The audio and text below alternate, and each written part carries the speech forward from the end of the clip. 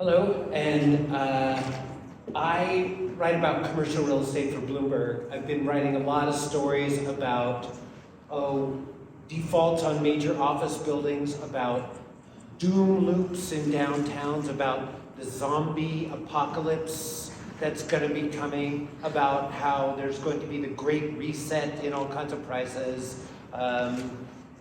Basically, what we're seeing now is sort of the beginning of a reckoning that people said was going to come after the pandemic, but it got delayed until now. All of a sudden, everybody's getting hit by higher interest rates, and it's not as easy to extend and pretend as it was. So anyway, we've got our guest here today, Jim Costello, from what's now known as MSCI Real Assets.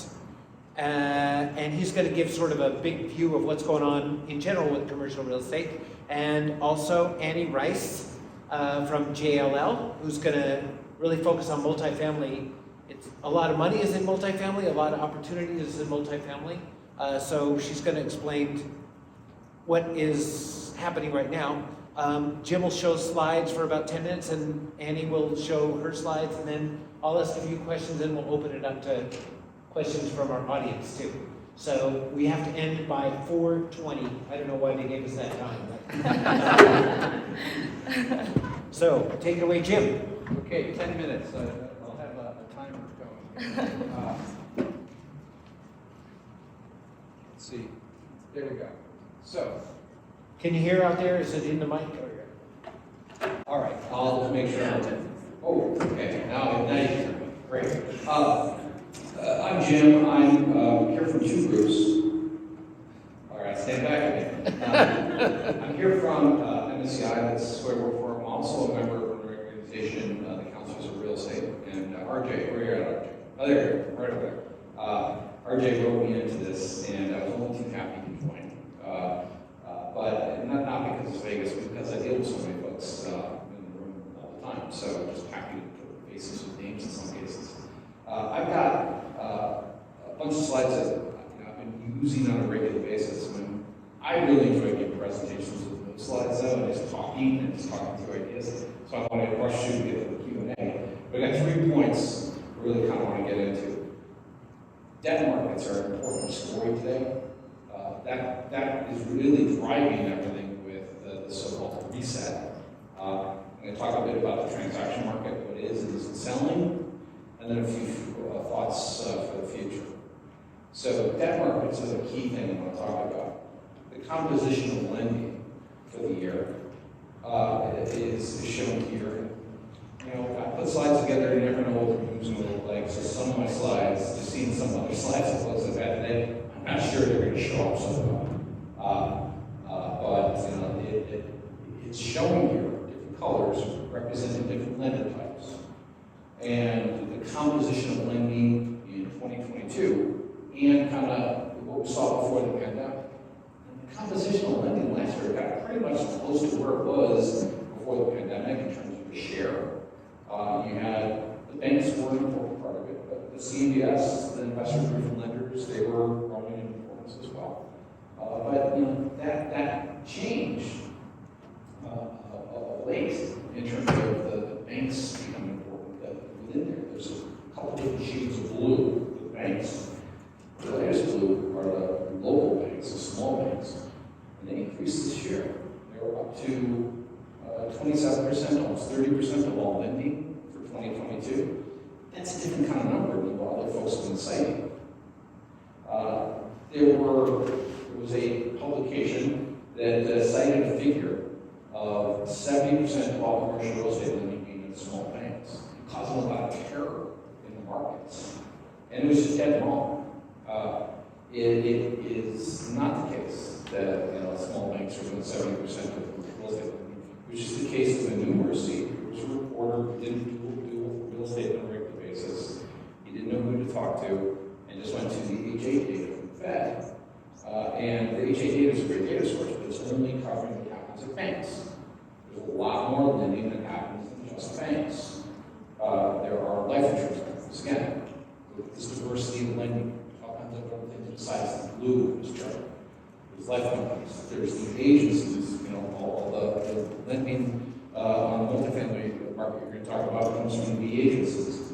So it created a bit of a panic that we see in the big publication. Everyone got scared, but it just wasn't the reality. It is the case, though, that here's another line that's going up. Small banks were growing in their share of all lending. And so people are saying, oh, well, that's scary because, and they're trying to paint the story of small banks suddenly stepping up and like maybe something like, maybe like the State Bank of Utah doing a loan in a market they've never been in, like Manhattan, and kind of painting the story of financially illiterate folks kind of moving into a bigger market. And there's anything but the case. There was nothing like that at all. What's really happening is that the deal market is moving to where the small banks dominate. There's less deal volume in the big markets than before. This line here shows the share of deal activity in the 6 major markets in the United States versus the small markets. 6 major markets being Boston, New York, DC, Chicago, LA, San Francisco.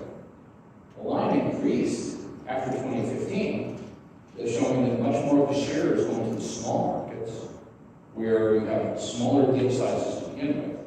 And but the banks in those markets tended to dominate the lending. So the share went up for lending because the market was just shifting to where these people were operating. So it's that kind of a change. It's not something to be scared of. It's just the market moving away from those big coastal markets to something that was just a more sustainable type of economic situation. And now this shift, it's a pricing issue. Looking here, these are apartment cap rates versus mortgage rates. This is the apartment sector, but this is just an example. This is done, the same thing happens for every other property type. Currently, cap rates are still higher, or rather, are still lower than the mortgage rates. And that just doesn't work if you're trying to buy a property. If I'm buying a property and my mortgage rate is higher than my cap rate, there's no benefit from leverage. There's a few deals where it works, and that's why you're getting there. People are offering excessively strong income growth moving forward. Someone's coming in all cash, and they're getting a cap rate out of that, but then the mortgages are another asset type that's changing a bit. But it's just too costly to use that today. And the cap rates haven't adjusted enough to the reality of the shifting interest rate environment. There's another shoe to drop in pricing that this difference implies. If you think that some people are thinking that mortgage rates come back down and that the cap rates don't have to adjust. If I'm a current owner, that's what I'm hoping, and that's why I'm not selling today. I'm holding out hope that happens. But if I'm a buyer, I'm looking at this and thinking, no, cap rate has to be much higher. You need to be willing to give up on your prices so I can actually buy this at a relevant price. So with the two, we see a bit of a disconnect with deal volume falling. Again, this doesn't show up so well, just given the colors in the room. But looking at every property type here, below the line is any sector where deal volume in the first quarter was lower than the average first quarter deal volume from 2015 to 2019, kind of the pre-pandemic times. Most sectors were above the line. Retail was, but if you strip out one big entity level deal, it would have been below the line. But like industrial apartments, there's still a tremendous investor interest in the sectors. There's much more liquidity in the past. The area where there was a real problem was the office sector. Those are the areas below the line. We heard from Amber earlier, we heard from Richard Barker earlier, and I loved Scott's kind of comment on the panel where when people asked about office conversion, which was like, that laugh was a great comment in and of itself. So I'm not going to go into too much detail on the doom loop, but it's impacting the transaction market. People are afraid to buy in these locations today unless it's at an exceptionally low price. And so the deal volume is especially restricted in those locations. Here's a table highlighting these trends. as well, and looking not just at the first quarter, but what happened in April. And what's particularly striking in April is that it was down at a double-digit rate everywhere for every property type. There's a commonality of decline now that we're not really seeing often in the market. So part of it is just this issue of the changing financing environment is impacting every property type. And so we've got challenges going on there as well. And you don't have to take a picture of this. You can get the slides up there. Unless you take a picture of me to help my dating profile. but I'll have the QR code to get the slides there. But and that's especially important for this slide because I know nobody's going to be able to see this, just thinking about it. But this is every market, the top 25 markets for deal volume. And it also shows some growth rates in there relative to the first quarter of last year. It's pretty much down across the board. Every market's down. The leading market was LA. In the past, the leading market was always Manhattan. And recently it's been LA and Dallas kind of trading back and forth for the top spot. And partly it's just where the investment market is going. It's moving away from big office buildings. It's moving to things like logistics buildings and apartment buildings. Both LA and Dallas are filled with both those asset classes. So the market is kind of moving to those types. That's where the investment dollars are flowing. But the challenges here, people were talking about earlier about doom loop. People were talking about issues on what happens next with repricing. It's really all a function of when do the loans come due. And looking at the schedule of maturities from all the loans that we're tracking in our database of transactions, we see that the big challenges are this year and next, particularly for the different types of lenders. One of the colors here, the orange at the bottom, that's the investor-driven lenders. That's the debt funds. These are the lenders who are making the most aggressive loans 2021 and 2022 when interest rates were so low.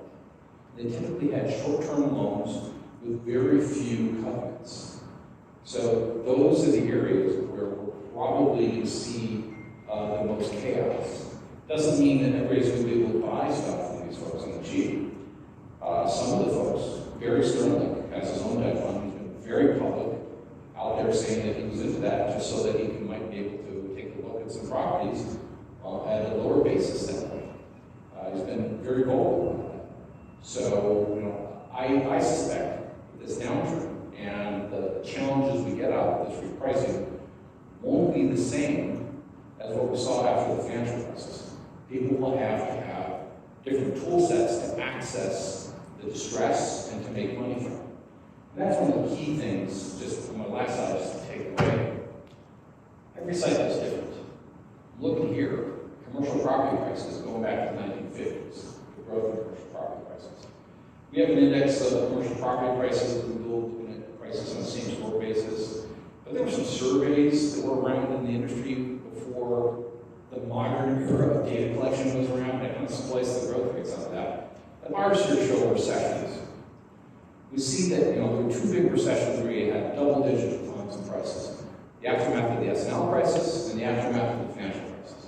What they had in common was the debt markets shut down entirely. And you take away 60% of the capital stack, you're going to have a bad day. This time through, so far until the first quarter, there was still some availability of debt. That's the question that people have out there. If you shut down the debt markets again, maybe the prices fall even further. Some sectors, the agencies are still out there.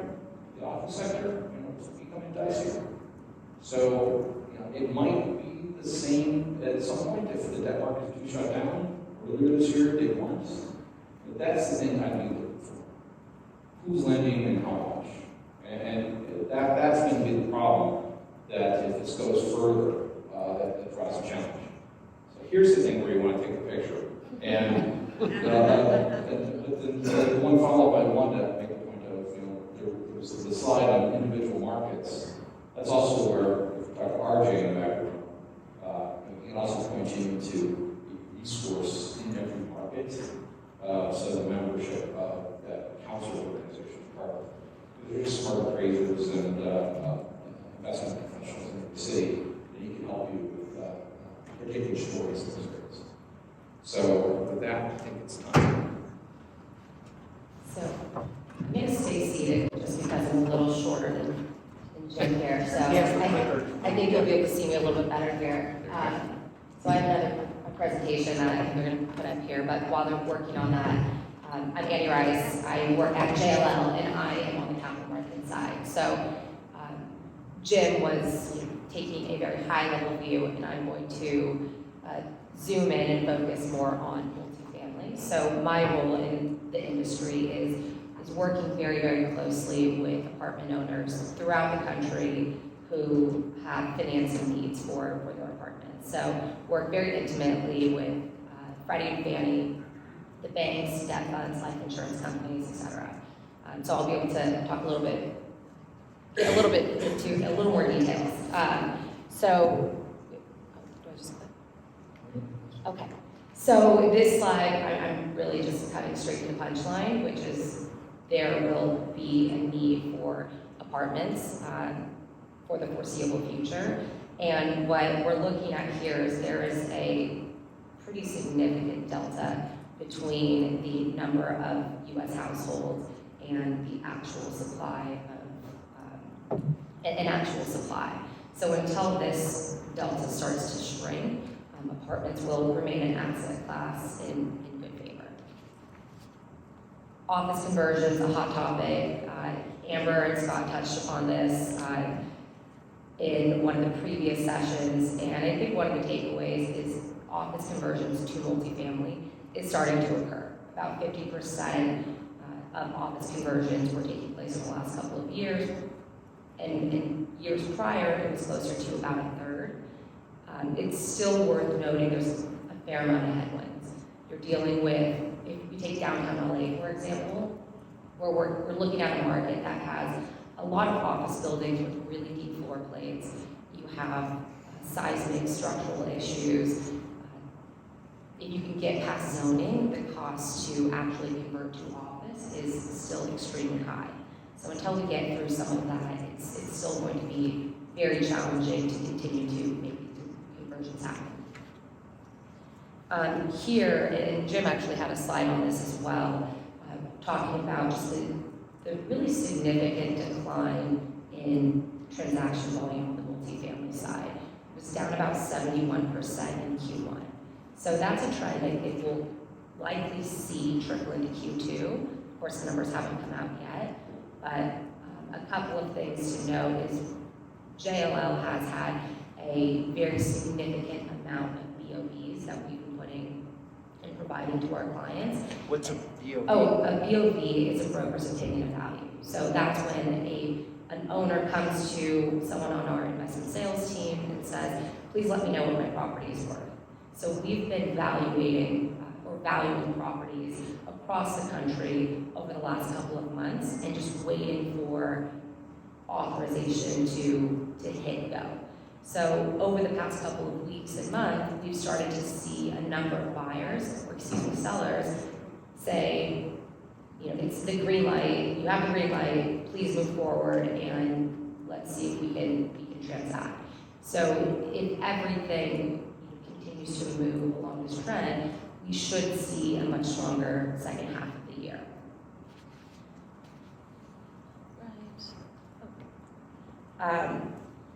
So cap rates, this slide has a lot of information, but really what this is showing you is that cap rates have moved out. So cap rates are out about 2% plus since the peak. And again, cap rates for those who don't know, just like... Sure, so a cap rate is really just a barometer to help value a property. So the higher the cap rate, essentially the less risky the deal, or excuse me, the more risky the deal, the tighter the cap rate, the less risky the deal would be. And so cap rates have started to move out, but a lot of that has to do with the rise in treasuries as well. So if you see the graph on here, you're seeing there is a bit of a tracking with the increase in treasuries and the increase in cap rates. So let me know if I needed to find anything else. I think some of the other interesting takeaways here are some of the credit parameters that buyers are looking at have changed. So I think a little more surprising are that the exit caps have come in a little bit.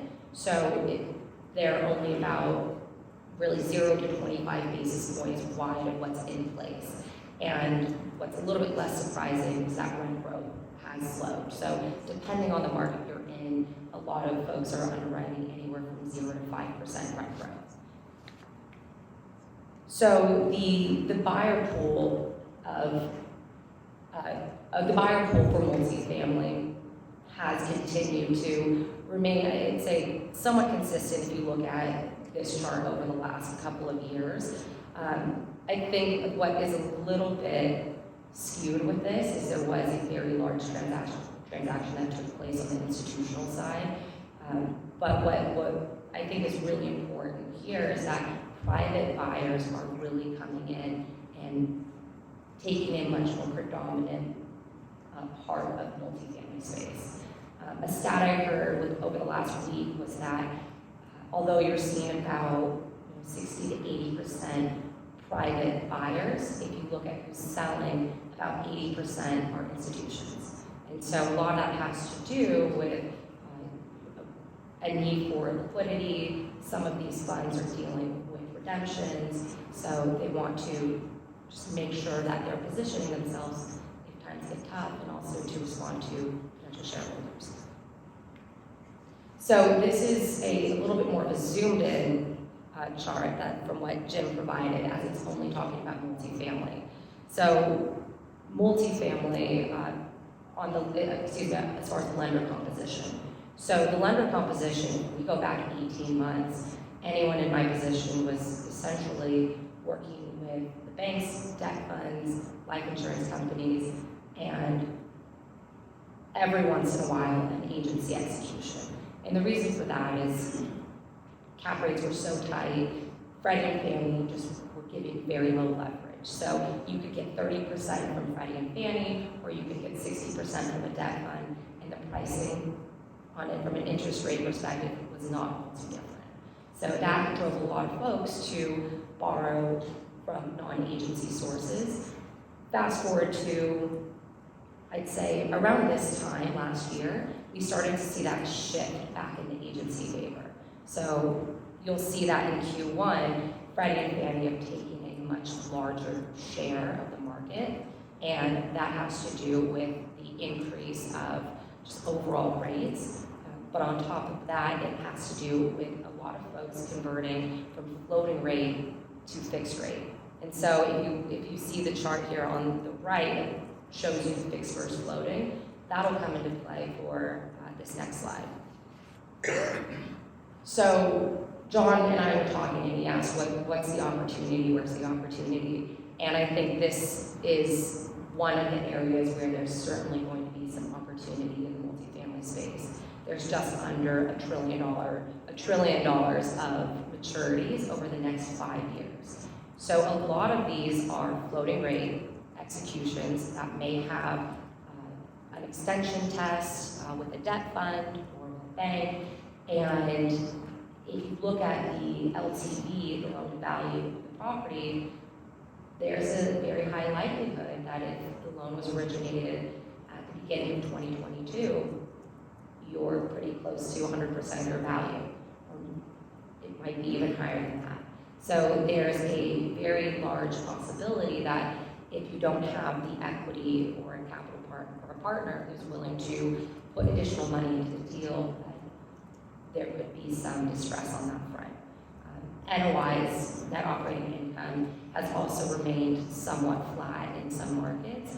And so because of that, the borrowers who were expecting 5, 10, 20% rent growth did not necessarily see that, and that's been sort of scaled back, and so they might not be at a 1.0 DSCR.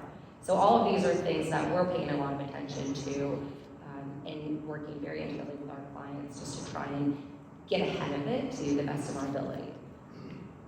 And then finally, this just breaks down the change of interest rates over the last couple of years. And November of 2021 was really a sweet spot. We had SOFR at 5 basis points, and now we're at, I think, 5.5%, 5.13%. So it's moved up a lot in a very, very short amount of time. And so as just a quick case study to share how this impacts borrowers, we have a deal that we're working on right now, and 3 weeks ago, the 10-year treasury was around 335. Yesterday, actually, I think it was 370. Today, it's about 380. So that 30 to 45 basis point increase in treasuries has an immediate impact on loan proceeds. So that equates to about 5% plus lower in dollars for our borrower.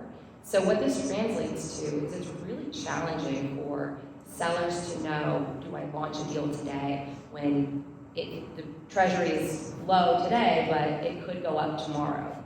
So that sort of volatility is something that has, I think, curbed some of the immediate launching of deals. And on the flip side, it's also made it challenging for, it's just made it very challenging for buyers and sellers to commit to either moving forward with the deal. And so with that, Thanks. back to Q&A. Yeah. You mentioned that those broker opinion of values, they, until now, hadn't led to any sales. What changed that people are saying, okay, sell it? Is it because they're afraid if they wait any longer, they'll get a lower price? Or they need the money now for something? Or, yeah. I think there's a lot of reasons, and I think there's so many different motivations for sellers today. They may have an upcoming maturity. They might be looking and saying, I've owned this deal for 10 years. I'm still very much in the money. They may have a liquidity event that they need to focus on. So there's a countless number of reasons. But ultimately, I think there was a bit of a pause for folks to see where the market was going to land. And even though there has been this really drastic movement on the treasuries, it still feels a little bit more stable than a couple of months ago. So I think that's a big part of why folks are starting to move forward and initiate transactions. In a way, those are more optimistic kind of reasons to be selling, that I've made some money already, I'm going to get the money while it's good, as opposed to the distress sell of, I have to sell this, and we force to sell this. And we're seeing that when we look at the pricing numbers and just doing the same store analysis of price trends. You show that decline to people in the market and say, oh, no. Prices have fallen much more than that. I wouldn't buy anything at that kind of discount. I'd only buy something at a 40% discount. So therefore, prices must have fallen more. So it tells me that there's probably some distressed assets that haven't really sold yet, and then the BOPs have led to something that's more optimistic kind of. Okay, I missed the peak, but I got something, so I'm good. Well, like your CPPI, Commercial Property Price Index, shows in the last 12 months, prices are down 9.4% average, through April, that is. They're down 12.1% for apartments and 6.9% for office, which kind of seems surprising to me because I would have thought office would have fallen more. So, on a percentage basis, office has fallen more. It's timing over the last year or two, because offices were already falling. And just over the last year, it's only, you talked about 18 months ago, it wasn't just that you're talking all these different folks. You're just probably looking busy, like everybody trying to buy everything. It was a period of excess liquidity, just too much money trying to get out the door at once. As well as offices, people weren't as busy in offices. So that's part of that decline. But it's not for everything. It's like apartments are just finally catching up to the rest of the world. Like, oh yeah, there's higher rates, we better reevaluate in our pricing. Like offices, like Manhattan offices probably peaked in 2016. We're down about 26% from the peak there. After the Chinese buyers left, prices reset. And it's, now we're getting the second decline from the whole COVID and then the uncertainty around back to the office and uncertainty around interest rates. It's getting a whole bunch of stuff there for office. But the problems were earlier as opposed to apartment. It's really just refinancing worries and the interest rate changes. It's only one thing, so it's recent as opposed to a lot of little cuts along the way for office. I'm saying my job has been easy. I'm sure it hasn't been easy. I mean, 18 months ago, it must have been a period of excess liquidity. Everybody's just too busy. It's good to be busy. One thing, looked at some Fed numbers, and they said there's $19 trillion worth of mortgages out there. 13 trillion of that is multifamily. I'm sorry, single family to four family. 2 trillion is multifamily. 3.6 trillion is commercial mortgages. It seems from everybody I talk to like the single family mortgages, which caused the problem in the last financial crisis, those are doing all right now because they're, people are locked in. Is the problems we're seeing with maturities, with falling values, could that pose a threat to the economy from commercial and multifamily, a la what happened in the early 2000s from single-family mortgages going to pot? If the transmission mechanism would be, if loans go bad, someone has to cover the losses, put some more capital on their balance sheet. The most aggressive loans in 2021, 2022 were from the debt funds, who were the non-bank lending system. I know the regulators were very worried about them at the time because they didn't see what they're doing. They have no oversight on them. Typically, those funds were leverage lenders, meaning they go get a line of credit from a major bank, and then they take that credit plus some equity they had, and they would make a loan, and it all works so long as you have different rates on the line of credit and what you're lending at. But that was a thing they were worried about. Like maybe that's a transmission mechanism that could then impact the banks and impact the financial system. So people were worried about that. I don't know. The regulators don't know because they don't have, because of Paperwork Reduction Act challenges, they can't ask the banks how many leveraged loans are doing in what sectors. So I've heard though that some of the debt funds had their lines of credit withdrawn. That's just what I've heard. It's just talk on the street, but there's no data to back it up.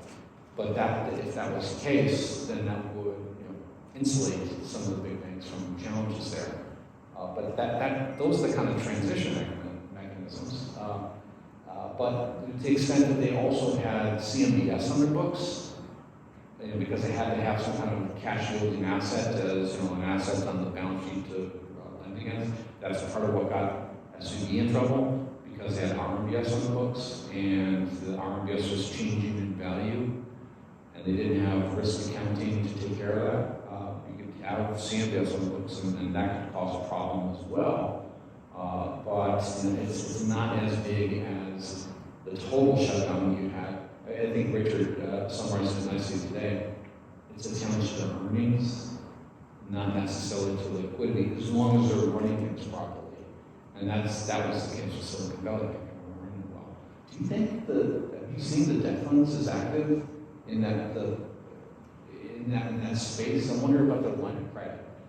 So yes, we've seen the debt funds be very active. I think multifamily, as I mentioned before, it's still a very favorable asset class. So if you do have a strong cash flowing deal, the debt funds are leaning in, still getting really, really aggressive. So what the change has been, debt funds 18 months ago were used for across the board for all financing needs.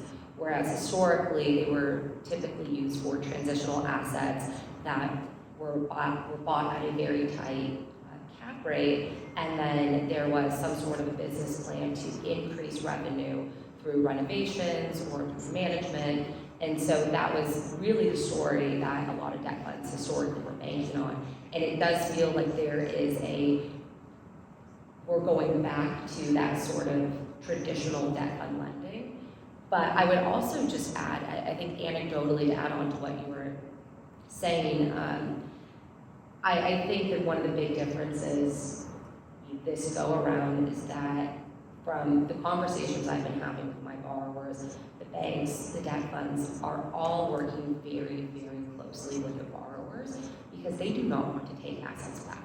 They want to make sure that they're positioned where they can really come out of this unscathed for any number of reasons. So whether it's working with them to give them a more lenient extension test or soften the terms for a rate cap or work with them if they provide a small pay down of their loan. We're seeing a lot more of that happening and taking place. So there's a very open door for the conversation, and I think that it's going to, I think, positively impact what happens over the next year. The debt funds are like private equity companies or mortgage REITs, or what is a debt fund actually? I mean, Old line hard money lenders too. uh-huh. The folks will lender of last resort in some cases. It's you're investing in debt. You're going to, it's typically 5 guys in Greenwich, Connecticut. And it's just the way it worked. It's not a statement. It's just the way it was. Shadow banks. Yeah, a few folks who worked in the CMBS world back in 2003. They get together at the Starbucks at the middle of the financial crisis there in Greenwich. They're on the cell phones, one calls some potentate who lives in the Middle East who promises $1 billion. So he gets on the phone to a big financial center bank, gets a line of credit. Another person is calling up a mortgage brokerage around the country saying, hey, we have this much to lend at these terms. What do you got for me? And very asset-light, transaction-driven kind of groups got started with that. That was then. There's other ones now doing other things. There's some that are stepping up. Yeah, there are folks who are kind of caught short as they're coming up with refis, and some of them are trying to come up with med solutions. There's new groups coming up out of the work of former employees and other groups who are in trouble, and just raising money from someone new trying to take advantage of this location. It's non-bank lending that makes our regulator clients nervous because they don't see those numbers. You can't measure it, you can't manage it. Yeah, we only got a few minutes left, so any questions from the audience? Sure. Question about your small bank comments. As you know, deposits have been moving on banks and moving money market funds, better yields. So if these small banks are seeing their deposits leave, what does that do for lending in the community? Because they're lending in the community versus other places. And that not all the small businesses will get the attention of big banks. So the question, I couldn't hear all of it, but The deposits that are leaving the small banks. yeah. What does that do? So it's about the small banks, and they're losing deposits because people are looking for more competitive yield than other asset types. Does that change our lending behavior? Does it mean less credit availability from the smaller banks to the local communities? And that's a challenge. The United States is unusual in the developed world in terms of the number of banks we've got. Most banks around the world, most countries around the world, rather, in the developed world, have very few large national banks that kind of compete with each other. You don't have specialty banks, you don't have a lot of local banks. I think the federal system, the state charter system for a lot of banks, creates a more diverse lending pool. But it is difficult for these smaller entities to offer the same kind of yield. And we have credit crises aside, I'm sure someone in this room knows the proper plural. We haven't seen a slow, steady decline, even in good periods and bad periods, of small local banks. There has been some consolidation of those over the last 40 years. There's data from the FDIC to show that. I think part of it is just over time that process of competition will take some of them out. Doesn't mean that they leave the market entirely. They just consolidate into another bank. And then what was a small regional bank suddenly becomes national in scale. It was unusual, and it still is unusual the way the U.S. financial system has so many small banks. But Very aggressive level. You did show on one of your charts that the local banks were the sort of Yeah. last ones to go big on commercial real Well, it's estate not that lending. one big. Again, the market moved there. Uh-huh. There's fewer deals in Manhattan and Chicago, and there's more deals in Dallas and Atlanta and Tupelo and Tucson. So you have those local banks dominate those areas as much. And part of it is the deal size as well, because a small bank can do $5, $10 million loans. They're not going to do $50, $100 million loans, and that's where the deal market is also going. One thing, Annie, you were saying, and I think you were saying this too, Jim, it's like the institutional investors who are more likely to be sellers now. They're also the ones who were defaulting on big CMBS loans. And smaller private buyers are moving in and they're the buyers. Who's getting it right? Who's smart? The people who are selling and walking away from property, or the people who are coming in and buying now? You get in trouble by answering that. That's what.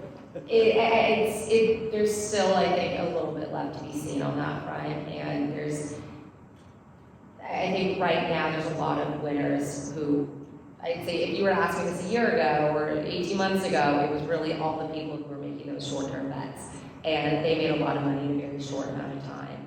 And so now some of those groups are in a different position, and their cash flow is really, really compressed, and it's tight. And so it does look like the folks who are taking that longer term stance are going to be a little bit better insulated.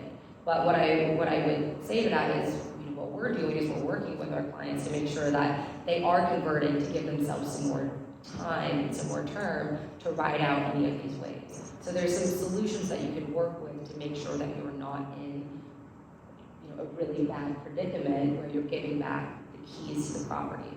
Because at the end of the day, that's what everyone's trying to avoid.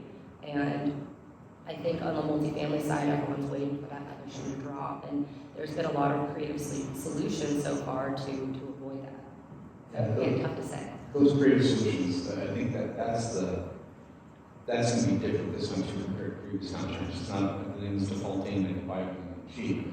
Where I think the smart folks, what they're really doing, trying to step into that today, work with the financing professionals and figure out a way to get some pref equity in place, get some sort of mezz deal. And now we can take this a slightly different direction.